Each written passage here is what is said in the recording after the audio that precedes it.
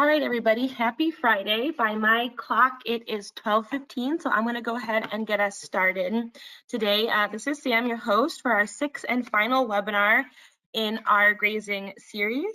The series has been a partnership that was sponsored by Northeast SARE Grant among the Hashemi Lab, Masoud Hashemi at UMass, Heather Darby at UVM, and Rick Kersbergen of UMaine. It's also in partnership with the Livestock Institute and funding from the Cedar Tree Foundation, which is a part of the recently formed New England Grazing Network. And you can find more about the New England Grazing Network at our website, our Facebook, or at Instagram. So as you saw on my home slide, I'm coming to you remotely today from a cabin in Maine, which is great, but I'm a little nervous about my internet connection. So Arthur from the Hashemi Lab is also on, and if anything goes down, he'll take over as your host today. So I want to give Kathy plenty of time to talk. I'm really excited for her content today. So Dr. Kathy Soter is an animal scientist with USDA ARS, and there she is a part of the Pasture Systems and Watershed Management Unit. Kathy specifically is a part of research that looks at how forage characteristics such as species diversity and physical and chemical characteristics affect animal intake, productivity, and quality. And when we were talking about this webinar series and picking our different topics, at the end we came, and we said, are we missing anything? And we thought, yeah, we are absolutely missing something. We really wanted to get someone who could talk about the animal product, the animal health as a result of some of these different alternative forages. And Rick Kersbergen recommended Kathy, and I don't think they could have picked a better recommendation. I'm really excited for the content that she is going to share with us today. So without further ado, I'm going to stop sharing my screen, and Kathy, I'm going to set you to the presenter, and whenever you are ready, you can take it away. All right, show my screen. All right.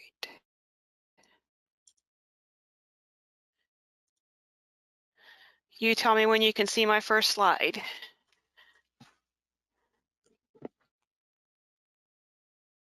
We can see it. Okay, you can see and hear me, so we're good to go. All right, well, Sam, thanks for that introduction. I can skip that part, and so we'll jump right into our topic today. Alternative forages have gained a lot of interest with graziers for many reasons, including climate change, increased feed prices, and specialty milk and meat markets like organic and grain-fed. There are still many unanswered questions regarding these forages, and today I'd like to review some research that does exist, some of it ours, some of it I've collected from some other folks, particularly in relation to animal performance. The information is quite limited, but there is a little bit out there that I was able to put together, and we will work with what we have. So when we're coping with climate change or variable climates, weather patterns have changed all around the world. We need forages that can adapt to that change. A lot of my references, unless I specifically mention some other studies, will be towards the northeastern US.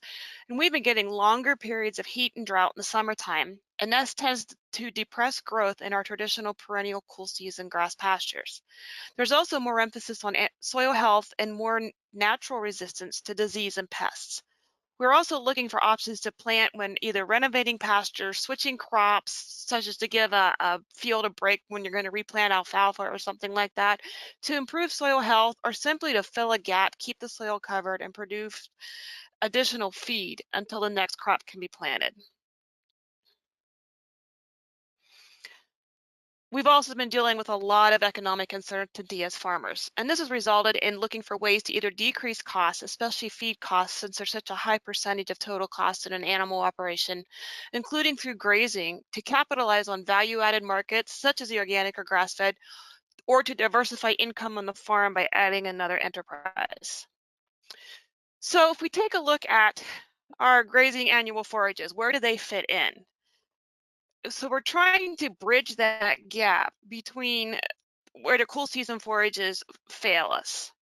So if we take a look at the growth pattern of our cool season forages, we get a really nice flush of it April, May, June, and then when it gets hot and dry in July and August, our cool season grasses tend to stop growing.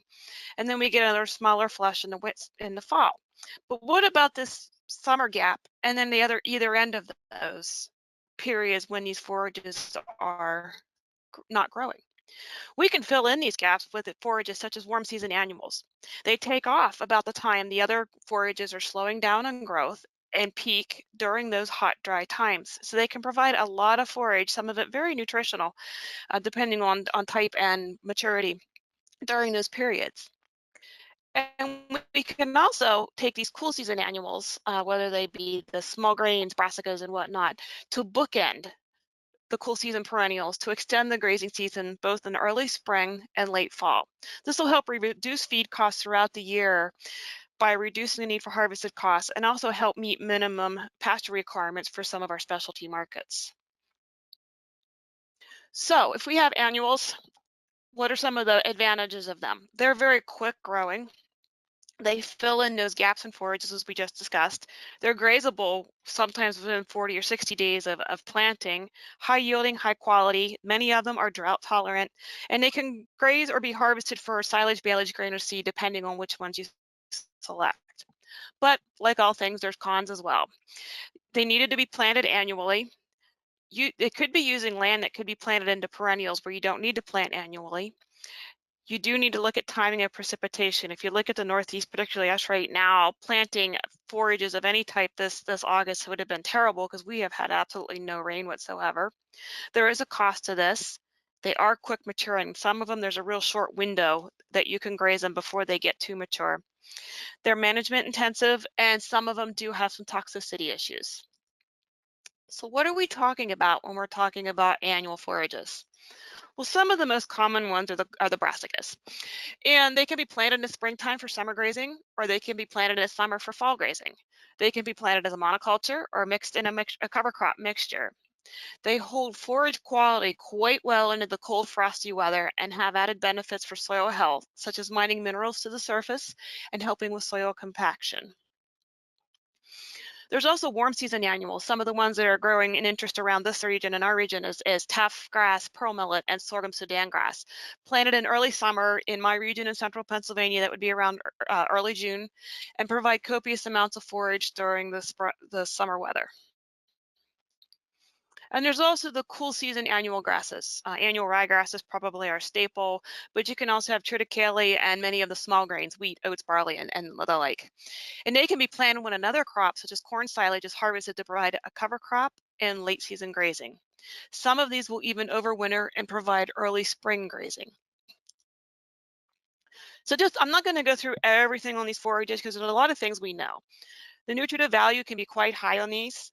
For a lot of them, like the brassicas, they should be limit fed, not just turned out into a field. Because of the very low fiber, high nutritional content, we recommend strip grazing, and you almost have to treat them like a concentrate, provide another source of fiber, whether it's another pasture or forage in the barn. The cool seasons do maintain quality after frost, and there's a lot of methane production by ruminants, particularly with the brassicas by feeding them, and there's a lot of interest in that. But there are health and toxicity issues. You can get bloat from grazing them.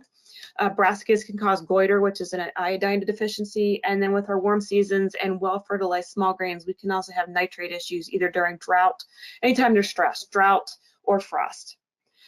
But the big question is, what about possible off flavors in meat and milk and animal production?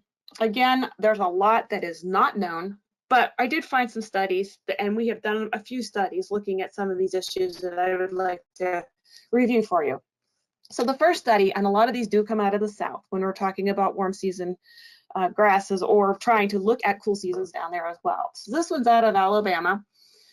And so they looked at 3 different types of forages, mixtures, triticale plus annual ryegrass, wheat plus annual ryegrass, or the combination of wheat and triticale and annual ryegrass. These were a 2-year study, continuously grazed beef steers, and they had 4 tester animals that they used for production in each paddock, and they would have had replication of that, so it wasn't just 4 animals per treatment. And they would put and take steers as necessary to maintain stocking density based on forage growth. So if we look at mean seasonal forage mass, forage allowance, grazing days per hectare, some of this is in metric, which we can convert, and stocking density. The forage mass was not different because of the put and take. They maintained it that way on purpose because they did not want to confound that with their other results. The target allowance for forage was of 1 kilogram of dry matter per kilogram of body weight was actually 10% less. They were looking for about 2.5 pounds of dry matter per pound of body weight. But there were no differences in any parameter in treatment or year.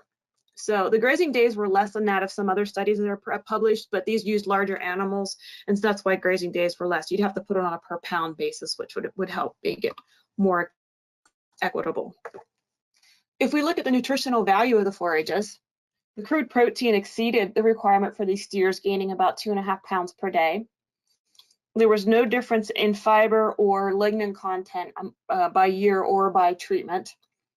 And if you look at the in vitro dry matter digestibility, it was quite high. So this is where I say, even with the fiber, the digestibility is very high. So they're getting a lot of nutritional value out of this, and can really do some growing on it.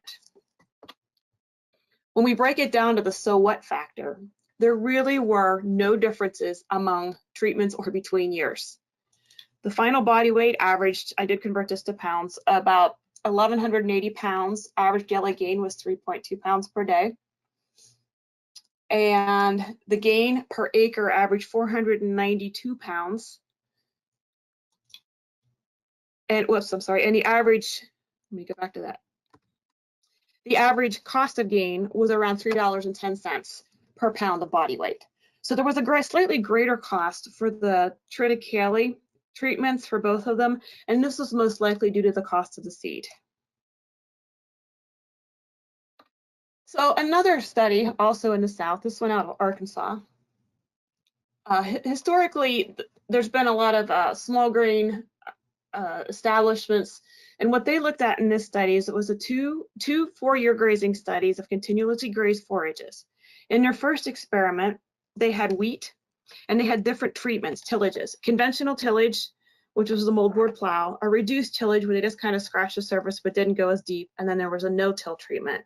And they had 3 different stocking rates of about 3/4, 1, and 1.5 steers per acre if that's converted. In the second study, they looked at wheat plus annual ryegrass, and their treatment was whether they used synthetic nitrogen fertilizer or white clover to provide nitrogen.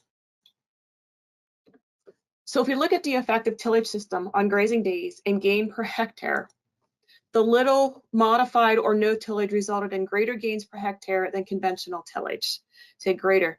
Less disturbance of the soil and soil aggregates, which may have impacted the microbial population of the soil, may have resulted in greater forage yield and quality. This was not measured directly in this study, but it very well could be. When you are disturbing the soil less, there was a lot of still root structure and soil aggregates for growth. The higher stocking rate resulted in greater grazing days and gains per hectare throughout the season, resulting in greater overall grazing days and gains. So this higher stocking rate, this is probably due to greater utilization of the forage. There was less trampling, more competition, as in this lower stocking rate. Again, remember, this was all continuously grazed. So those lower stocking rates were probably trampling a lot more of that forage. So if you did some strip grazing with them rather than continuous grazing, these results may have differed. There was a significant interaction between stocking rate, which is in the left-hand column, and tillage, which is across the top, tillage method, with the highest stocking rate, along with the no-till, resulting in the greatest gain per hectare. Again, this probably goes back to some of these factors we mentioned before. The no-till probably allowed more of the soil aggregate to remain, more of the microbial activity, and then again, forage utilization at the higher stocking rate. When comparing the use of planting white clover with nitrogen fertilizer, grazing days, whoops, I missed one there. Grazing days, which is actually above here, grazing days were greater in the fall with the nitrogen fertilizer. This was probably because the clover had not yet developed enough to produce those nodules that fix nitrogen, so they probably weren't active nitrogen fixer at that point. But if we look at average daily gain and grazing days in the spring after the plants had overwintered, the clover had a benefit there. There were more grazing days, but average daily gain was lower. This could have been related to forage quality compared to the nitrogen fertilization because you get a quicker bang for your buck with the nitrogen fertilization. But what we need to take a look at is also looking at economics of these issues. Planting clover with the grasses resulted in lower pasture cost of gain, dollars per kilogram here, and greater net return than using the fertilizer. Again, this probably goes back to cost of the fertilizer. The fertilizer gave a quicker bang for the buck with growth, but in the long term, even though these are annuals being planted to clover, did have a better net return, although the gains were a little bit, I'm sorry, the pasture cost of gain was a little bit higher. So you have to balance that. Your mileage may vary depending on your cost of fertilizer, what you have available, but fertilizer costs sure don't seem to be going down. If we switch a little bit and go into some warm season annual systems, again, another study from the South, because this is where these are coming from. This study was conducted in Georgia. The forages in this study were sorghum Sudan grass, a brown midrib sorghum Sudan grass, pearl millet, or pearl millet plus crabgrass. And some people may say crabgrass, but there are people interested in it. It is a good warm season annual, and there was interest in trying it. So they had a 3-year grazing study. They had 2 tester animals per paddock for each sub paddock, and they did another put and take to keep the stocking density where it needed to be to match forage growth.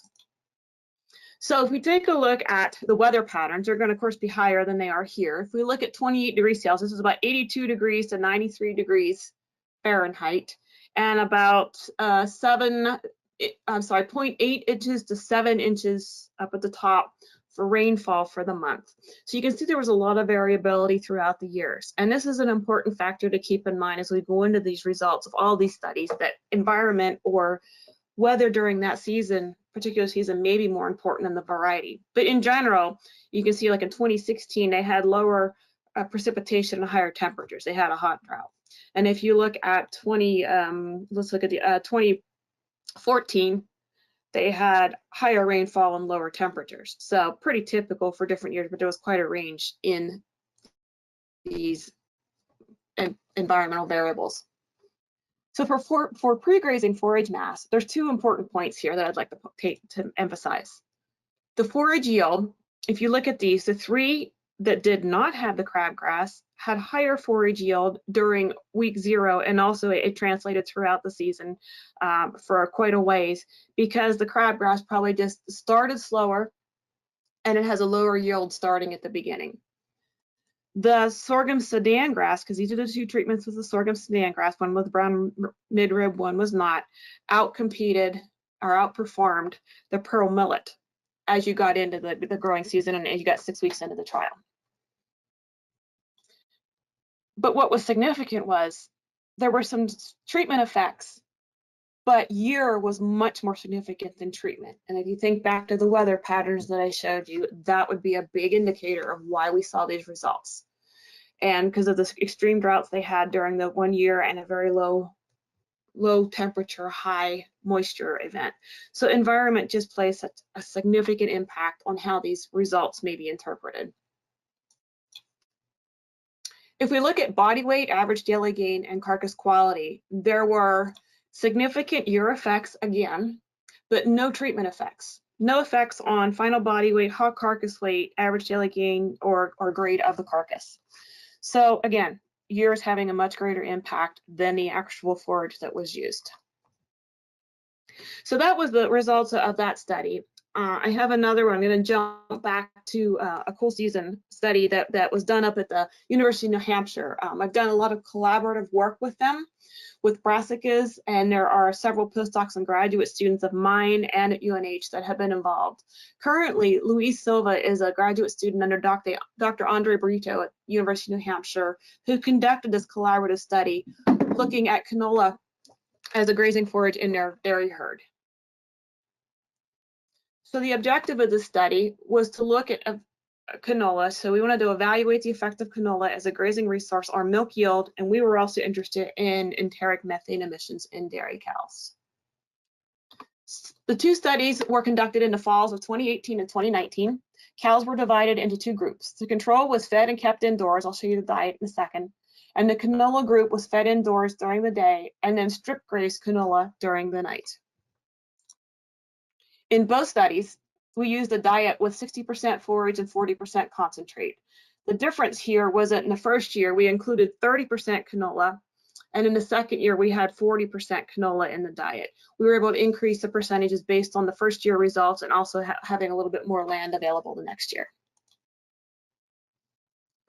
The two canola pasture fields were divided into strips to provide a daily herbage allowance of 26.5 pounds of dry matter per cow the first year and 42 pounds per cow the second year. The canola was increased in the diet, well, again, as I said, based on the results of the first year and land availability. The cows also had continuous access to two green feed units. Those are kind of neat units. You can see the one on the left was used in the barn, the one on the right was on pasture. And the cow has its head in, it's basically what it looks like as a mineral feeder. And the unit will sample the breath of the cow and analyze the gases on the spot, and it can be transmitted back to a computer or a smartphone.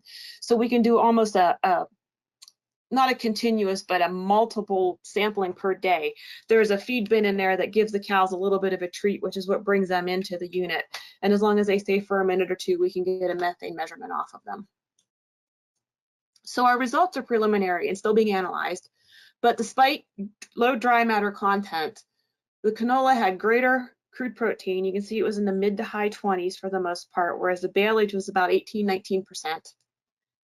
Very low fibers. The NDF on the canola was 14 to 17%, depending on the year and at which field. Extremely low, extremely loose stools when you feed too much of this, which is one reason I said it needs to be treated almost like a concentrate. So it was very low fiber, very low lignin as well.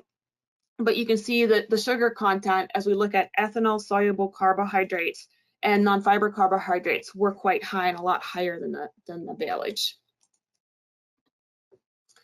The biomass was greater during the second year, which is in the right-hand graph, probably because we're able to seed 2 weeks earlier, so we just got better growth on it, and it may have been the year effect as well. The average harvest efficiency was around 30%, so there was a lot of wastage on it. You can see in the foreground of that picture, there's quite a few stems and leaves, and if you look straight down, there's a lot of trampled leaves, but the cows were consuming quite a bit of it as it was, and we were getting about a 30% efficiency on it, or utilization on that. As planned, the cows in the canola group here ate about 30% less in the first study because we wanted them to consume about 30% of their intake on the canola and 40% the second year as predicted. So they were pretty close to that. The estimated total dry matter intake was similar between the canola and control in the second study, but in the first study, cows in the canola group ate 5 pounds less.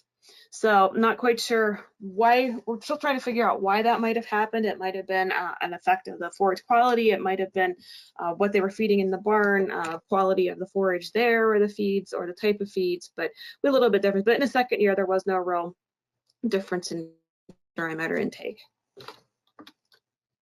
But that lower intake that first year did result in decreased milk production during that first year. You can see it was 49 versus 45 pounds of milk. But fat-corrected milk and energy-corrected milk were similar between those two groups. Milk fat percentages was not different and was over 5%. These were Jersey cows, so the milk fat will be higher, so we did not have a milk fat depression. Milk protein percent was higher in the canola, but the yield was similar in both years. Lactose and solids non-fat were lower for the canola group in the first year, and milk urea nitrogens were higher in the cows fed canola in the first year, probably due to the higher protein and protein solubility in the canola, but at the same time, these were not excessively high MUNs. They are well within the range or on the high end of a fairly normal range, so we were doing a pretty good job of balancing that protein in the barn with some lower protein forages and feeds. If we take a look at the gas measurements, there was no difference in oxygen and carbon dioxide production, but we were really interested in the methane production. And it was lower in the canola group as well in total production, as well as the intensity, the concentration of it. The decrease was even higher in the second study, which had a greater inclusion of canola. So you can see it was decreased by 25%. But we don't know yet if this reduction in methane is due to active compounds such as the glucosinolates that are found in brassicas, or if it's just a better nutritional composition of the canola herbage because there was more canola in the diet during that second year. So the conclusions of that study, that canola does have the potential to be used for grazing during the fall season, and the cause of the reduction in methane emission still needs to be investigated. We did have, fairly decent milk production compared to the control diet, but we do need to account for things, you're grazing them, strip grazing them, and watching for goiter or supplementing with iodized salt so that they get an iodized source. But there are limitations. It was very hard to establish with no-till, which is what we were trying. This was also in an organic system, so we weren't able to burn down the previous forage with Roundup. So if we're using a no-till, we were basically overgrazing or overclipping it and then seeding into that. After grazing canola, it's too late to establish any cover crops, so you're not going to have another crop beyond that. And there was a lot of pasture management because you're moving the fence daily with the strip grazing.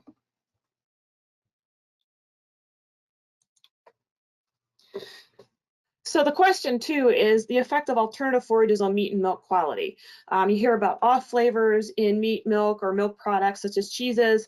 There's a very limited database source out there on this topic, and really there is no definitive answer. The research is limited and contradictory. I found some studies from Europe and from the US looking at off flavors in cheese, for example, and where I could find one study that said no effect, another study would say yes, there was an effect on it. So it's really hard to tell. I just think there's other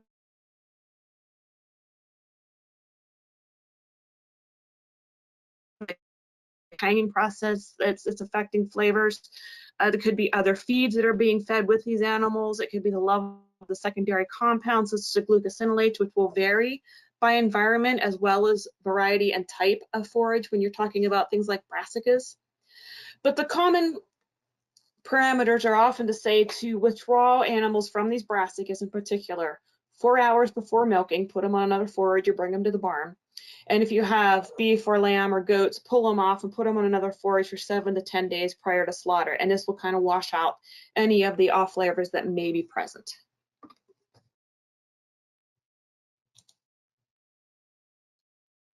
I wanted to finish up a little bit. I've got some slides here on some ongoing research that we're doing. I don't have results at this point because these are research projects that are happening right now, but I think it's some interesting things to look at regarding some of these alternative forages and what we're trying to do with them. So our first project was looking at grazing annual ryegrass that we interseeded into standing corn. And the objective is to extend the forage production and grazing season through the utilization of harvested or grazed winter annuals and corn residue. And the idea is that we plant these annuals, we've used both cereal rye and annual ryegrass, into the standing corn, harvest the corn as grain. And when you harvest corn as grain, you're talking about October, November. You can't get a crop established at that point because it's too late in the season.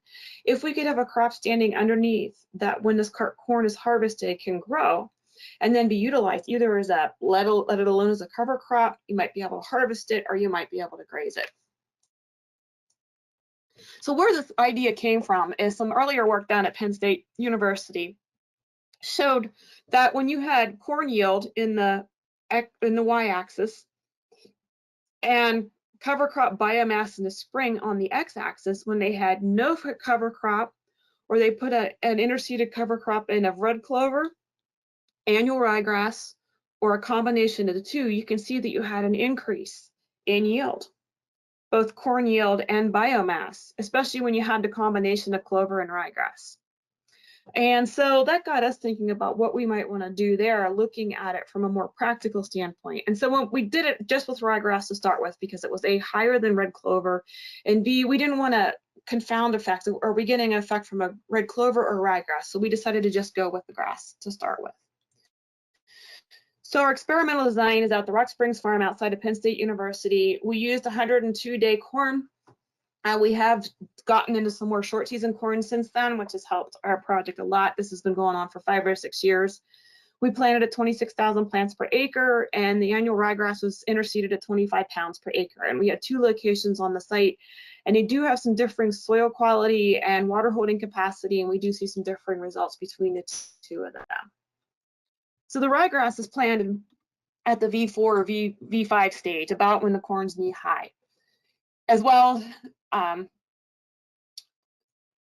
so we can be combined early season. So we want to get this interseeded. And this is an interseeder that was developed at Penn State, basically no-till drill that has been modified, and we can get it right in between the rows. And we want to do it before the corn gets too high so that we aren't hurting the corn. We can do a side dress fertilization along with that for the corn, but then that's the last we'll be in the corn for the rest of the season. So to look at some of the early results, I do have a few results, but we're ranging in corn yield from about 120 to 150 bushels per acre. And if we look at the total forage availability, this would be the corn residue after harvest plus the ryegrass. We're looking at, if we had 100% utilization, we'd have almost 5,000 pounds of dry matter per acre, down to 50% utilization, about 2,500 pounds of dry matter per acre. That's a lot of dry matter standing out there that could be used for grazing or left alone to increase organic matter and keep the soil covered. If we look at just our ryegrass availability without the corn stover, we're looking at about 1,750 pounds at 100% utilization, down to about 875 pounds with 50% utilization. So there is a potential for extending the grazing season. If we look at an assumption of a 65% utilization, which was that middle number there, you know, if we had 132 days per animal unit per acre at 2.5% body weight consumption, we'd be talking about some type of a dry cow, if it's dairy, or a beef cow. So if we had a herd of 30 beef cows, 1,200 pounds each, they could graze 73 days on 20 acres with 65% utilization, or 55 days on 20 acres with 50% utilization. So that's another 2.5 months of feed for those animals that could be utilized at a much lower cost than feeding harvested feeds during that time. So a little bit on the fertility management. After the corn is removed, which is usually late October, early November, maybe a little bit earlier this year, we manage the interseeded crop as a forage crop. There is nitrogen applied at that time, and we're putting on about 50-60 pounds of nitrogen when the weather's warm enough for optimal ryegrass growth. And we do get quite a bit of growth after the corn is harvested, because the ryegrass has been shaded out nearly all summer.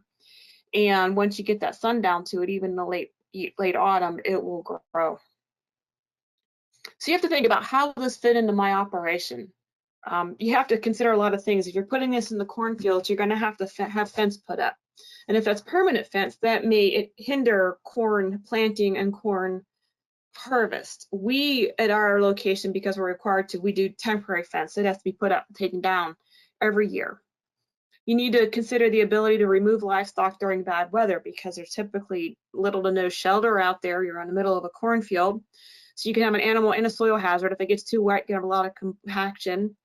You have to consider your water supply.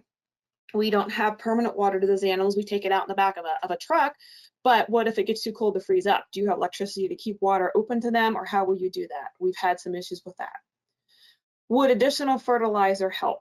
We've considered that, and we may make some changes in the future, but we can't make too many changes too quick, or we can't compare results from year to year.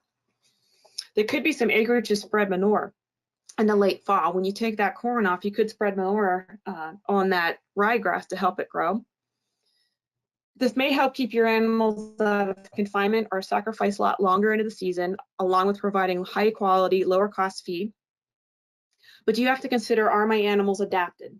The first year we did this, we used some dairy heifers that were adapted to grazing, but they were not adapted to utilizing corn stover, and they did not know what those corn ears were on the ground. They ate the ryegrass to the ground, but they did not touch any of the corn, the stover or the ears. They actually lost weight on that project, which we weren't happy about. So then we switched to a beef herd that was accustomed to grazing corn in the wintertime, and the difference was just astronomical. Those cows knew what to do, went right in and cleaned up all that corn and cleaned up the grass, and the adaptation is a very important part. So a lot of people, does it pay? Well, if you're looking at fencing, it's going to depend. If you're looking at permanent fencing, you might be talking about a couple $100 an acre. Temporary fencing would be less than that, but it depends on what your needs are and what your labor requirements are. And the ryegrass may cost about, for 20 acres, about $600. Power maybe a couple $100, depending on, especially if you're heating water. So in year one, we looked at about a $5,000 cost. Now, the fencing will be divided over years, so it was depreciated over years. So that wasn't all factored into the first year, but if it was, if you're going to do it 1 year, or if you're purchasing it and doing it, it depends on how you want to do your economics and your finances. But if we looked at grass hay, so the cost was $5,000 even with the fencing the first year. If we'd have fed the same amount of hay during that time, or fed hay during that same amount of time, it would have cost us $7,500. Plus, we would have had manure to haul out of the barnyard because of them being in confinement somewhere, unless you had them out in the pasture with hay bales. But it's just a factor to consider that it might pay. So again, this is an ongoing long-term research because we're doing the same corn in the same field. This is to see if we can keep corn yields up through replacing nutrients with the ryegrass and the manure from the cows, rather than going into a rotation, because there are a lot of folks who like to put the corn back in the same field, but again, not rotating crops can be detrimental to yields and to the soils. So hopefully we'll have more results from this in the future, but at this time, that's what we have on this project. The second ongoing study that we're conducting is interseeding warm season annual grasses into perennial cool pasture. And we want to determine if interseeding of warm seasonal grasses will provide significant increase in biomass, availability, and quality over just a pure cool season perennial sward during the summer months. So what we did is we took orchard grass monocultures, we seeded those, and then we're interseeding these warm seasons into them. So we have the orchard grass monoculture and then a monoculture of each of the 3 warm seasons, the sorghum sudan grass, pearl millet, and the tough grass.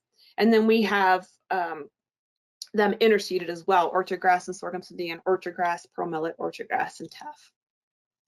So the orchard grass was just planted in fall of last year, and we planted the warm seasons, we interseeded them and with no-till drill into the orchard grass in June of 2020.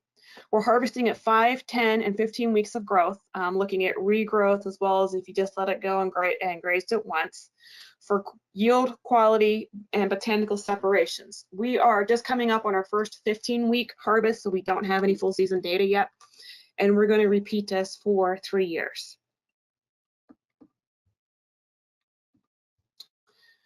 So that's all I really have on that study, because it's so new. But we want to really see if we can do that, because we have a lot of people who are landlocked and want to get more forage off the same land.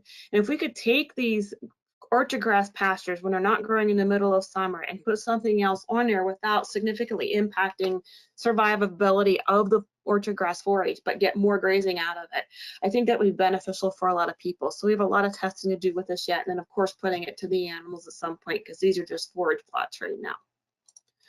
So I want to talk briefly on some future forage needs or research needs that are needed in this area. We need more studies that maximize animal performance and nutrient management. Animal studies are just not easy or cheap to conduct, and I think it's going to take some time, but we want to get some more studies out there looking at animal performance. How do we deal with future weather extremes? These patterns keep changing. Will they continue to change, or will we settle into a new pattern? That's the $1,000,000 question. Looking at forage mixtures, we're doing a lot with monocultures. You have to walk before you can run. We want to get going with some mixtures after that, looking at the diversity and benefits of that. Economics of contract grazing, farming animals out onto other land to graze. Forage-based finishing systems. With the grass-fed market, meat and milk market taking off, we really need to have more information for these folks on feeding and finishing these meat animals as well as the milk production system. We need long-term effects of grazing these cover crops and subsequent row crops. What happens year after year after year? We don't have enough data on that. And of course, more on warm season annuals. So I just wanted to finish up with acknowledgement to a lot of collaborations and input from data. Some of my former postdocs have been involved with this and provided a lot of the data. They're off and on to other careers now. We've gotten some funding for these projects, hoping to get more. But I know there's a lot of questions still remaining out there about managing animals on these types of systems. We don't always have the answer, but I'm always happy to hear the questions to see what kind of questions we can answer. So with that, I will stop and take any questions. And there's my contact information if anybody has a question later on. If I can't answer it, I'll try to help find somebody who can help get you an answer. So I will turn it back to our host.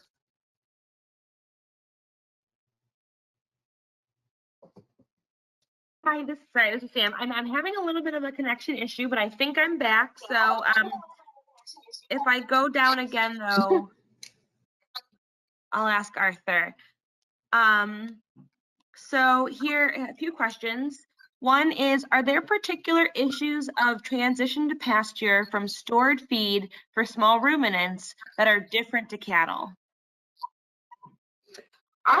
Truthfully, the issues are very similar. You're changing a diet, whether it's a small, they're all ruminants. You're changing a diet, so you need to do it in increments. You need to, the best information I can give you is to fill them up on some good quality hay before you turn them out the first time, and let's say in the springtime. Turn them out for a short period. Sometimes you can set up net fence or some temporary fence if they're really, really hard to get in, or you don't have a good herding dog for the small ruminants in particular, so you can round them up again. Only let them out. I like to let mine out. I raise sheep at home. I like to let mine out for the first time on a nice sunny day in the middle of the day, because when they're going to get hot, they're not going to graze as heavily. They're already full and lazy. They don't want to graze in the middle of the day, so they're not going to graze as hard, and the grass will be dry. You don't want to send them out on wet grass for those first few times. So maybe the first time you send them out for an hour or two, next day fill them up on hay and send them out for 3 or 4 hours, and you keep increasing it until they're out. So it really does not differ with a small rumen. It's just a transition, because that rumen's going to take 7 to 10 days to totally transition to a new diet. So you don't want to overload them, especially with that really lush spring grass in the early grazing season. Good question. Another question, did the warm season grasses grow which were interseeded into the orchard grass? They did. Like I said, I don't have data on, because the data has just been collected in the last 10 weeks, and we still have it in computers in raw form. It did grow. We've got some pictures of it coming up through. What the yields are, I don't know yet. Check back with me next year. Sorry, I don't have that information, but that's why we're doing the research. We want to know. That'll be a good part 2 follow-up. Yeah. When renovating pasture by rotating animals through overgrown and weedy pasture to force them to eat down overgrowth, what percentage of that pasture would you recommend be a part of a maintenance versus a lactating animal's diet? Well, if you're talking really overgrown pastures like mature hayfield pastures, I wouldn't recommend that for a lactating animal, period. If you want to fill them out with something decent in the barn and then just turn them out to munch on what they want, they can do that, but they're not going to utilize much of it. And if they are, I mean, think about feeding an athlete straw or celery. You're going to fill them up, but there's not going to be a lot of nutrients in it. For maintenance, for if you have good condition, you have dry beef cows or ewes or does or anything, or dry cows, dry dairy cows, you can put them out on something like that. Watch their condition, watch their rumen fill. See what they're doing. They'll talk to you about it. They'll tell you whether they're refusing it. I probably personally, if you want to maintain some growth, I wouldn't make them eat much more than 30, 40, maybe 50% of it. They'll tell you. And then you may want to clip it afterwards to get that regrowth started again. Because if they're leaving the seed heads, a lot of times a plant won't start regrowing if it still has seed heads attached. Once a plant does that, throws seed heads, a lot of them senesce, they stop growing until the whole system is reset through harvest or grazing. Great, and we have one more right now. So if anybody that's on has a question, get it in now so we don't close down and miss you. So Kathy, last question for the moment is, would you recommend getting a feed quality test for new alternative forages, or would you just graze them and observe? I always recommend forage quality tests, eat for pastures, for anything. Now, I realize that some of it may not come back until after you've already grazed it, but if you're going to do this from year to year, it may help you diagnose problems. If you had problems in your animals, you may be able to tie it back to something nutritional value. It will also give you a baseline of okay, I was mixing this ration or feeding them this corn or soybean or something in the barn, and they were grazing this. Their stool was too loose. Maybe it was too much protein in the diet once I calculated out, and I need to give them more fiber, less protein. Take the soybean out or something like that. I think there's a lot of value in it. When you're talking about perennial pastures, I like to tell people, let's do a spring, summer, fall of pastures that are very different. Get a seasonal average over several years. And that will help you kind of start eyeballing things, and then watch the animals. Are the rumens full or are the rumens not real full? Are they chewing cud? That's a good sign of rumen health. Are they full? Are they producing? Are they growing? Are they milking? Are they, whatever your indicator is of health and growth. You kind of have to watch the animals, but there isn't an absolute percentage, but yeah, they can go out and clean it up. It's going to depend on your class of animal. Great. So, Kathy, it looks like that might be all for now. So if you are on the call today, or if you're someone listening to this later on the recording and you come up with a question, please get in touch with that. We know Kathy's email is on the screen here, and I think a lot of people know how to get in touch with me through those registration emails. So with that, Kathy, thank you so much. I really appreciate you doing this today. It's really interesting to hear what's coming around the bend, and it sounds like there's going to be a lot of great information coming for us on the feed and the productivity of these alternative forages. So thank you so much. All right, well, thank you. And it was great to have everybody here, and I appreciate the opportunity. Great. All right, everybody, I'm going to shut it down. Have a great rest of your Friday and a great weekend.